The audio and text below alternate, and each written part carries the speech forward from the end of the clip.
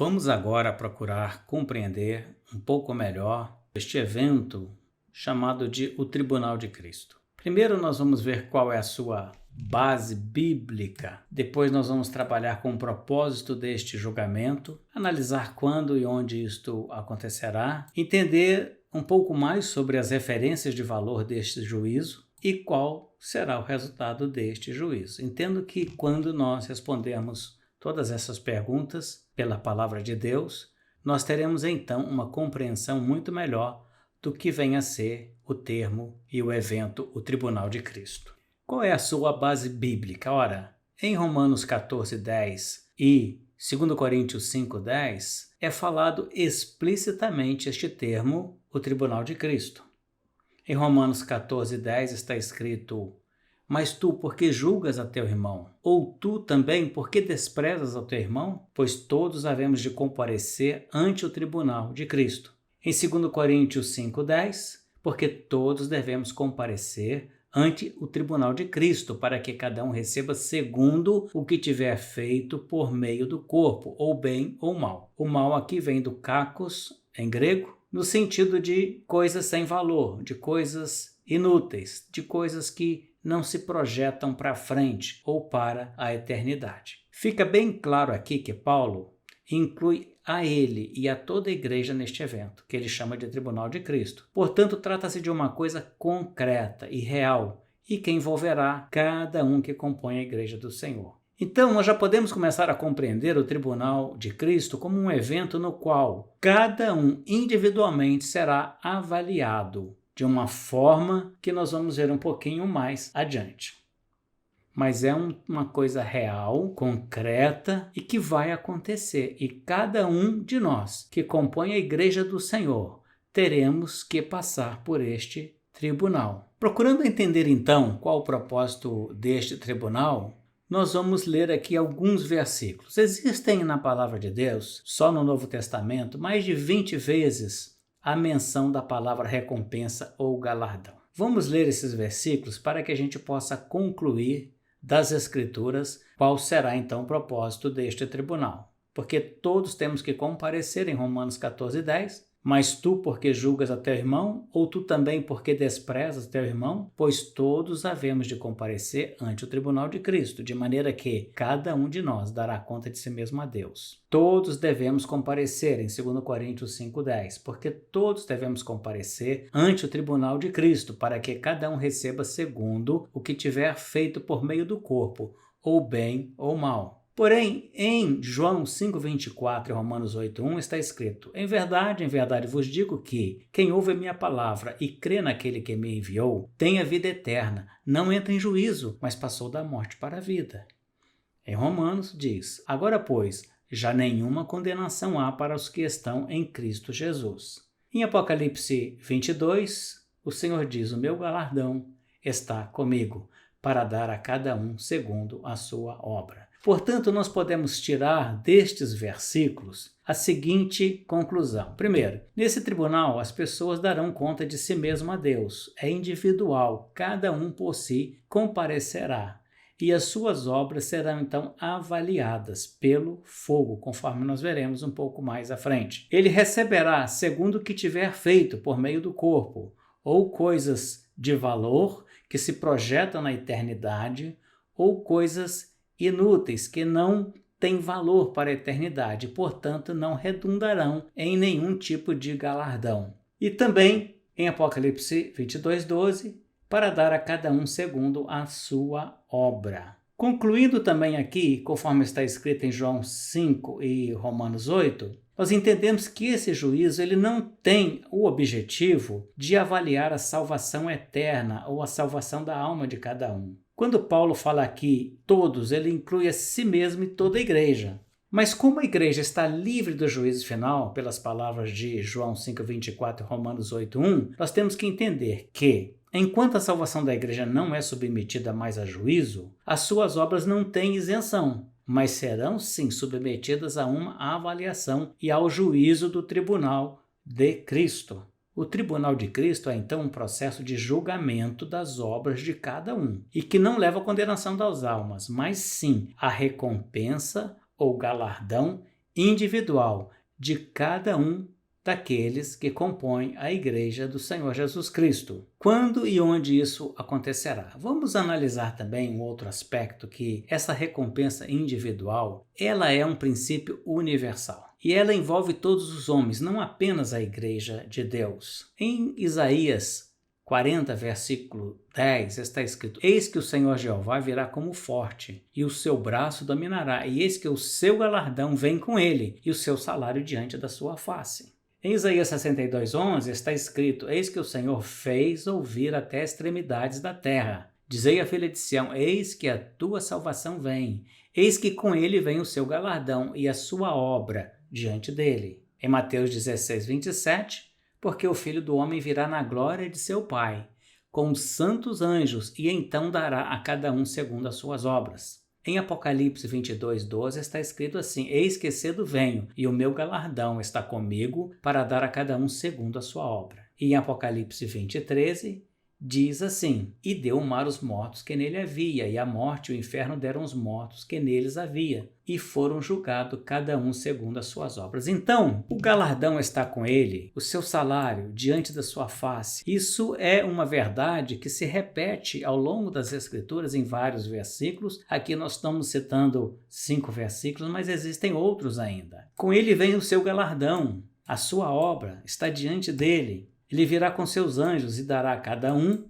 segundo as suas obras. O meu galardão está comigo, e será dado a cada um segundo a sua obra. E todos serão julgados, cada um dos que passaram pela terra, e receberão a recompensa segundo as suas obras. No caso do juízo final, a perdição da sua alma e a penalidade eterna. Então, a recompensa individual é um princípio que abrange a todos, mas nós podemos dividir essa recompensa e este evento em 2 etapas. Os de Cristo na sua vinda. Em 2 Tessalonicenses 4:8, o próprio apóstolo Paulo fala sobre a sua recompensa, dizendo assim: Desde agora, a coroa da justiça me está guardada, a qual o Senhor, justo juiz, me dará naquele dia. E não somente a mim, mas também a todos os que amarem a sua vinda, por ocasião da sua vinda.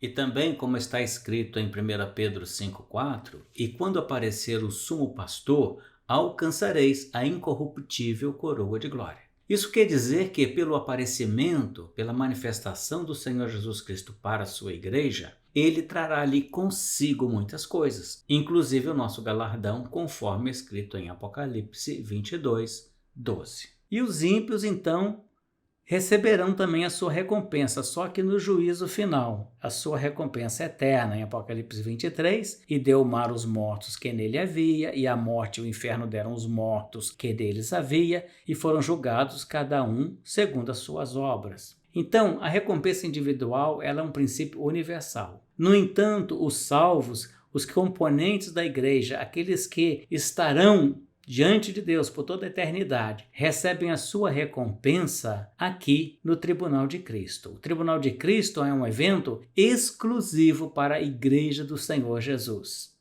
Quando e onde acontecerá? Existe uma passagem no livro de Apocalipse 11, de 15 a 19, que nos dá uma marca muito importante quanto ao tempo onde isso acontecerá.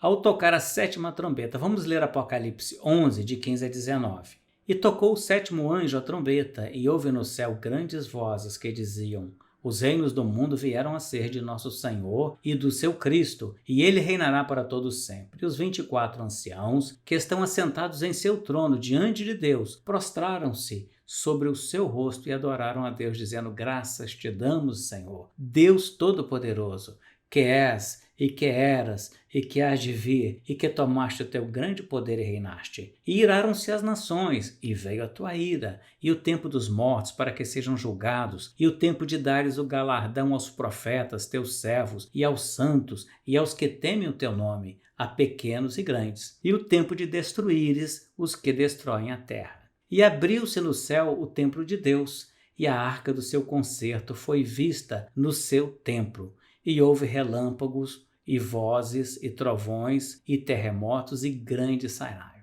Interessante que, ao tocar a 7ª trombeta, é dado um brado de vitória, porque a 7ª trombeta ela libera 7 taças da ira, que fecha a conta do juízo sobre a humanidade, sobre as nações e sobre os impérios. Esta é a recompensa do mundo profano. O Senhor fecha as contas através dos juízos que estão contidos no 7º selo, as 7 trombetas e as 7 taças da ira. A partir do momento que o 7º selo é rompido e esse juízo armazenado, guardado ali, que o mundo merece, é lançado sobre o mundo, então se completa esta obra. Então Deus vai tomar o poder e então trazer a recompensa aos santos. Interessante que ele faz um resumo no Apocalipse 11, de 15 a 19, de toda a história da humanidade, desde que existiu o poder humano até o final. Por isso que eu digo aqui, os 7 tempos de Apocalipse 11. Nós vemos no Apocalipse 11 7 tempos sendo definidos.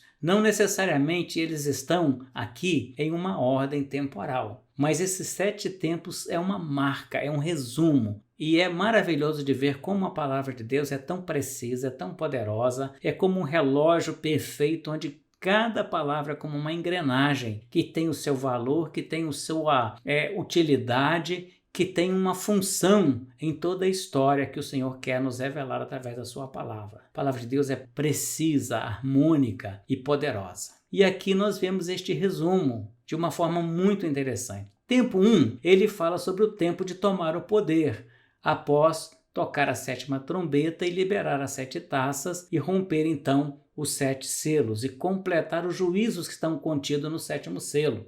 Tempo 1 diz assim: tomaste o teu grande poder e reinaste.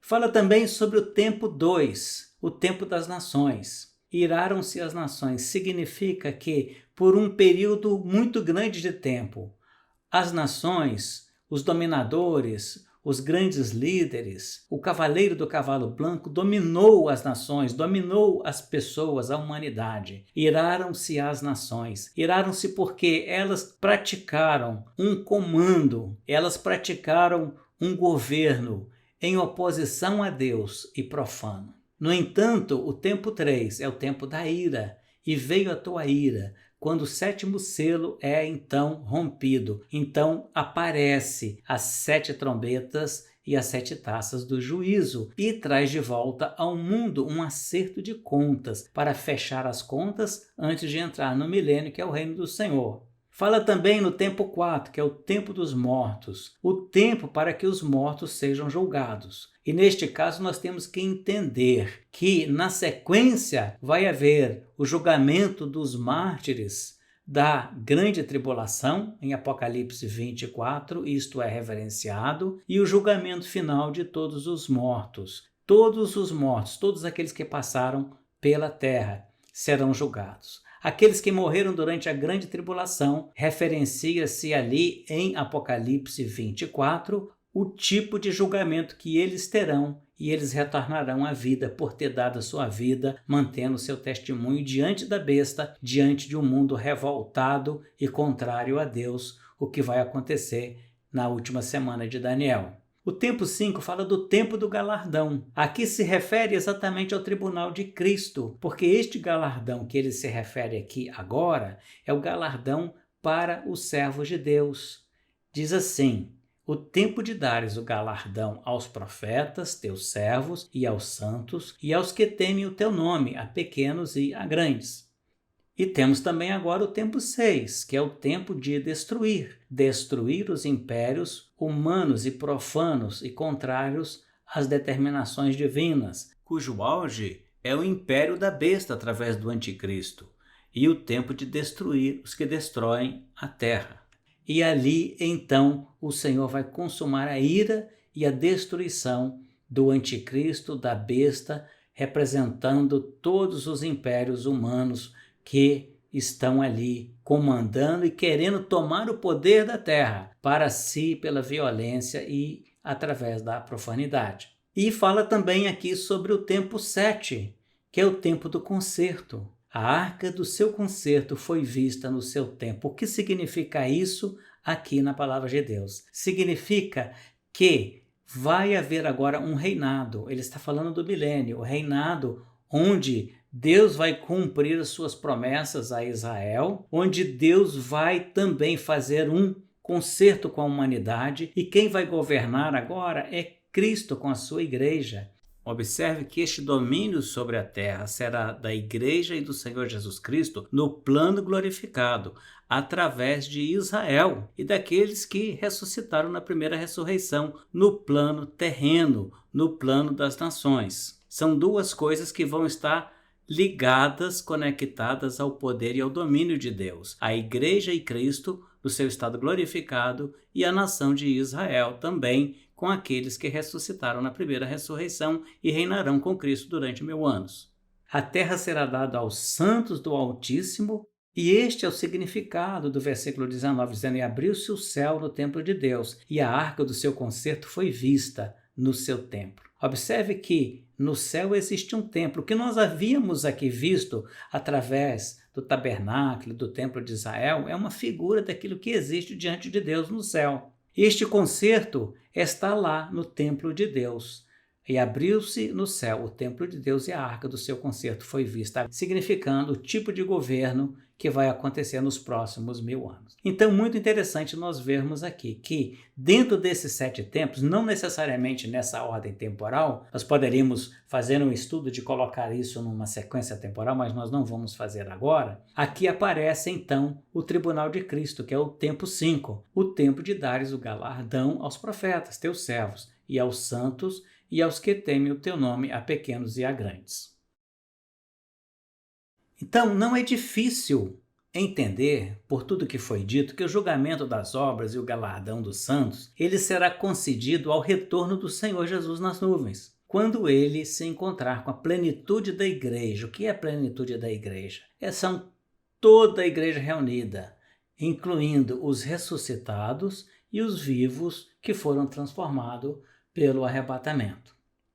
Então, nós entendemos que este tribunal de Cristo ele acontecerá entre o arrebatamento e a sua volta pessoal à terra para reinar. E ele ocorrerá ainda nas regiões celestiais, onde se comemoram as bodas do Cordeiro. É a nossa conclusão de todo este processo que nós chamamos de tribunal de Cristo.